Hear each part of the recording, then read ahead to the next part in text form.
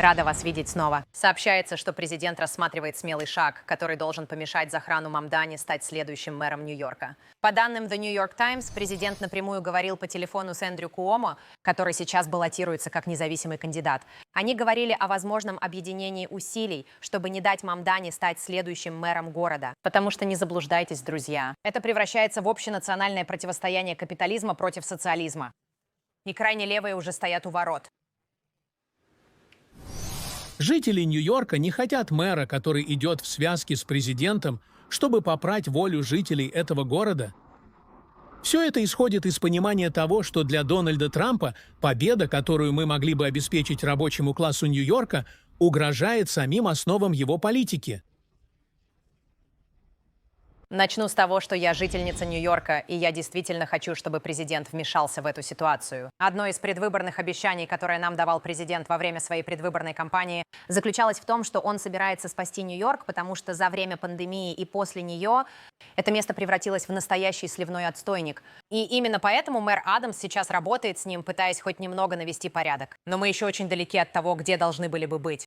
И я не хочу, чтобы социалист, управляющий городом, снова вернул нас во времена де Блазио или еще того хуже. Итак, обращусь к другим моим коллегам-нью-йоркцам. Дэвид – один из них. А Дэган сейчас живет в Джерси-Сити. Дэган, ты пережила ту пандемическую травму вместе со мной, и я, извините, просто до сих пор еще не отошла. И я не хотела бы в нее возвращаться. Я прожила в Нью-Йорке больше 30 лет и, наконец-то, убралась оттуда ко всем чертям. А Нью-Джерсис – это просто райский уголок по сравнению с тем, во что превратилось это место. Но давай не будем отвлекаться. Да, возвращаясь к президенту, очевидно, что объединение усилий с кем-то вроде Эндрю Куомо может показаться не самым очевидным. Тем более, что президент ранее говорил, что он не станет в это вмешиваться. Но, возможно, видя, как развиваются события и растут рейтинги Мамдани, он выберет несколько иную тактику. Я просто хочу кое-что уточнить. Положим, он социалист. Наконец-то у вас есть кто-то, кто признает, что он социалист. Но дело в том, что все гораздо хуже. Президент любит копировать демократических социалистов, заявляющих: «Нет-нет, я просто европейский социалист». Нет-нет, он радикальный социалист. Но есть еще одна вещь, в которой он крайне радикален. Он действительно верит в глобальную интифаду, пример которой вы видели прямо в сердце Америки, в Сент-Луисе, где поджигали машины, принадлежавшие израильским иммигрантам, которые сейчас живут здесь. И у него было несколько возможностей отказаться от своих прежних заявлений о том, что он поддерживает глобальную интифаду. Он этого не сделал. Мамдани представляет собой ужасную смесь социалиста, что, знаете ли, уже само по себе должно быть достаточно, чтобы дисквалифицировать его как кандидата в мэры финансовой столицы Соединенных Штатов. Тем более, что он это токсичная, гремучая смесь джихадистского ислама с социализмом, которую мы видим сейчас повсюду. Вы, конечно же, все видели несколько крупных городов в Европе, которые уже пострадали от этого. И это нанесло большой ущерб этим городам. Но там это было всегда, а теперь это приходит к нам. И на самом деле это все уже здесь, рядом с нами, прямо сейчас. И эта история с глобальной интифадой вовсе не шутка. Они настроены серьезно. Они делают это в таких местах, как Сент-Луис. Что может произойти здесь, в Нью-Йорке, это загадка. Но мы знаем, на чьей стороне этот парень.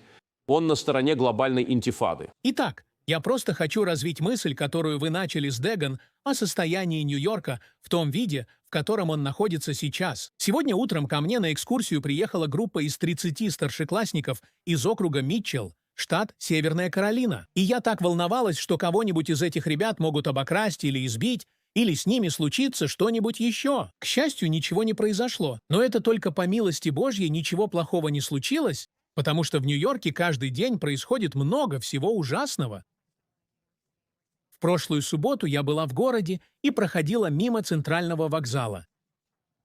Там была женщина, которая была совершенно голой, если не считать пляжной шляпы на голове. Она сидела на земле на тротуаре и просила милостыню, и я тогда подумала, что это? Что здесь происходит? Это ведь не просто центр города. Это знаковая достопримечательность, правда? И просто очень тяжело видеть все, что происходит в городе, потому что это на самом деле по-настоящему великий город и, безусловно, центр капитализма. Но сейчас он задыхается. Джерри, хорошая история, но я подниму ставки выше и скажу, что я видела, как люди буквально спускают штаны и садятся на канализационный люк, используя его как туалет. Так обстоят дела сейчас в городе. Я думаю, это было в понедельник или во вторник вечером, час пик, 8:30 вечера. В метро Челси женщина поднималась по лестнице, а сзади подошел парень и пырнул ее ножом. Вот в каком мире мы сейчас живем. Разве от урезания финансирования полиции ситуация станет лучше? Нет, конечно, нет. Слушайте, вы даже не представляете, насколько плохо все может быть. Я переехал в Нью-Йорк в 1975-м. Именно об этом я хотела поговорить. О, да. То есть, если ты думаешь, что сейчас страшно, Джеки, то знай, что может стать еще хуже. Если бы сейчас было как тогда, даже не знаю, мы бы вряд ли смогли добираться на работу. Мы бы, наверное, все перешли на удаленку, собираясь с духом, чтобы выйти из дома. То есть, то, что было тогда и то, что я видел за последние годы, это огромный прогресс. Думаю, многие из поддержавших Мамдани прибыли в Нью-Йорк недавно.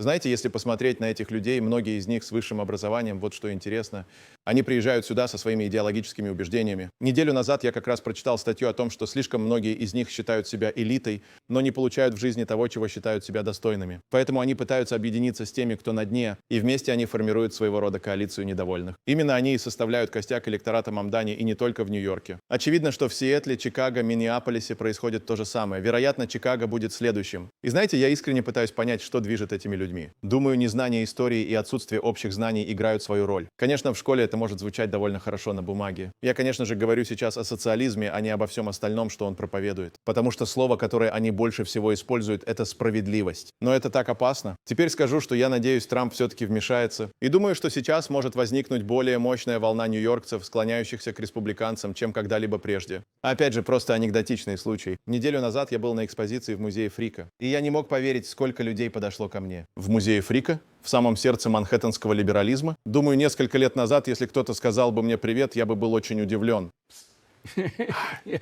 То есть я такой, ну-ну, это не тот Манхэттен, который я знал, правда? Поэтому думаю, что есть достаточно людей, которые не боятся сказать, что они больше не боятся.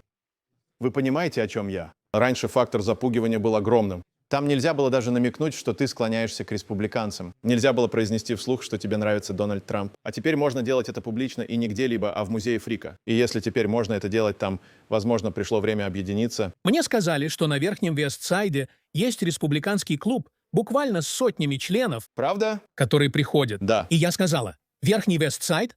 Ты уверена, что именно это имеешь в виду? А они, да, именно это. Это поразительно. Поразительно. Да, так что есть противодействующая сила всему этому. Просто надеюсь, что она проявится вовремя до выборов. Точно. Я знаю, о какой силе ты говоришь. Я почувствовала это во время последних президентских выборов здесь. Мы определенно видели, как республиканцы массово вышли и на губернаторские выборы. К сожалению, с Лизельдином этого оказалось недостаточно, но мы были близко. Так что вопрос в том, будут ли они участвовать в этот раз. И придут ли они на избирательные участки. Потому что по какой-то причине после Джулиани они не могут пересечь финишную черту. Может быть, Трамп в этот раз перетянет. А я как раз-таки думаю по-другому. Я считаю, что некоторые должны получить урок. Я имею в виду этот город и всех генеральных директоров, которые выстроили здесь свой бизнес. Вы помните беспорядки 2020 года, когда люди были вынуждены ходить на работу и в офис, а владельцы компаний просто закрывали глаза на то, что их сотрудники подвергались смертельной опасности? Я думаю, что хотела бы видеть, как президент Трамп просто отойдет в сторону и скажет: если хотите голосовать за этого социалиста, которому не нужна полиция, который хочет управлять вашими продуктовыми магазинами, так же, как они управляют здешними больницами, голосуйте за него. Потому что некоторым людям нужно на собственной шкуре испытать всю разруху и все последствия своего выбора. И в конечном итоге нужно будет призвать к ответу каждого генерального директора, начиная с Джейми Даймона, который строит свою технологическую махину здесь по соседству. О, это так уродливо и отвратительно. Кто, черт возьми, одобрил такую архитектуру? Давайте будем отвлекаться. Но насколько плохо может стать? В 1990 год Дэвид уже поднял этот вопрос. 2262 убийства в Нью-Йорке. В прошлом году было всего 382. Конечно, это 382 жизни, которые никогда не должны были быть потеряны.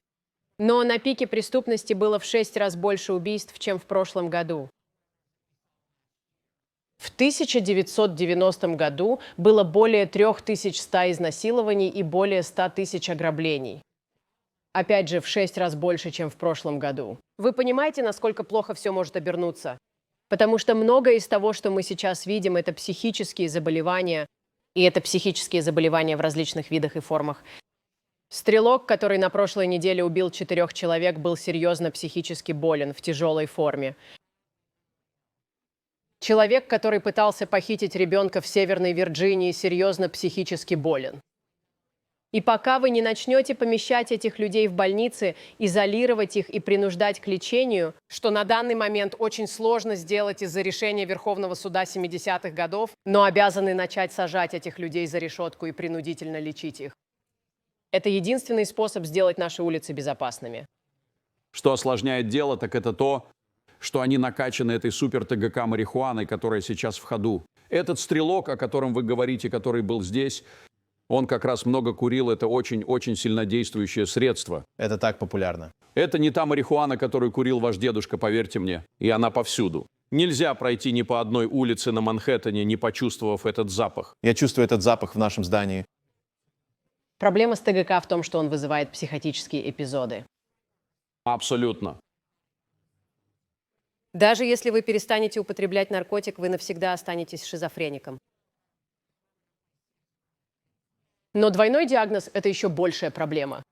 И пока вы не начнете помещать людей в больницы, а у нас нет мест, это никогда не закончится. Получается, вы хотите сказать, что частично проблема в том, что люди, управляющие городом, раз за разом пытаются решать не те проблемы? Потому что на самом деле они не заинтересованы по-настоящему докопаться до сути проблемы и устранить ее.